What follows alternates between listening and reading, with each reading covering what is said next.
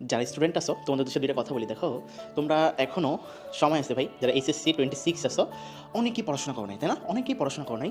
দেখো, এখনও ভাই 4টা মাস সময় আছে।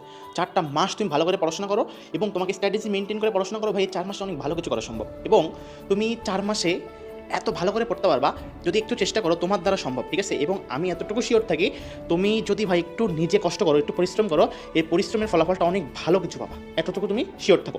এখন দেখো, অনেক স্টুডেন্ট প্রায় 17-16 মাস কিন্তু পার হয়ে গেছে, এর ভিতরে পড়াশোনা করো না, এখন শেষ মুহূর্তে এসে বলতেছো ভাইয়া আসলে কীভাবে পড়বো বা কতটুকু পড়বো।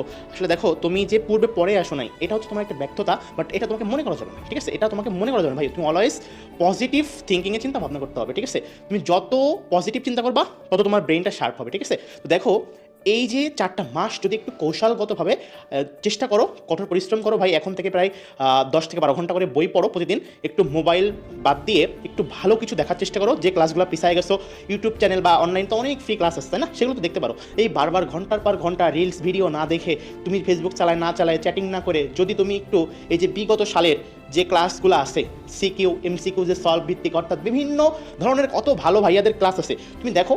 ম্যাক্সিমাম ভাই প্রত্যেকটা টিচার খুব ভালো পড়ান এবং প্রত্যেকটা টিচারের ক্লাস চেষ্টা করে, প্রত্যেকটা টিচার নিজের জায়গা থেকে সর্বোচ্চটা এফোর্ট দিয়ে তোমাদেরকে ভালো কিছু দেওয়ার। ভাই তুমি তোমার শেষ পর্যন্ত এই 4টা মাস পরীক্ষার আগ পর্যন্ত লেগে থাকো, দেখবা তোমার দ্বারা ভালো কিছু হওয়া সম্ভব, ঠিক আছে? তোমার দ্বারা ভালো কিছু সম্ভব, তুমি দেখবা দিন শেষে ভালো কিছু করবা। আর এই 4টা মাস এমনভাবে পড়ো, দেখো মনে হয় জন্য তুমি যে অ্যাডমিশনে কতটুকু আগাইতে হবে সেটা তুমি অবশ্যই বুঝতে পারবে, ঠিক আছে? অর্থাৎ এই 4টা মাস খুব স্ট্রাগল করো, ভালোভাবে কাজে লাগাও।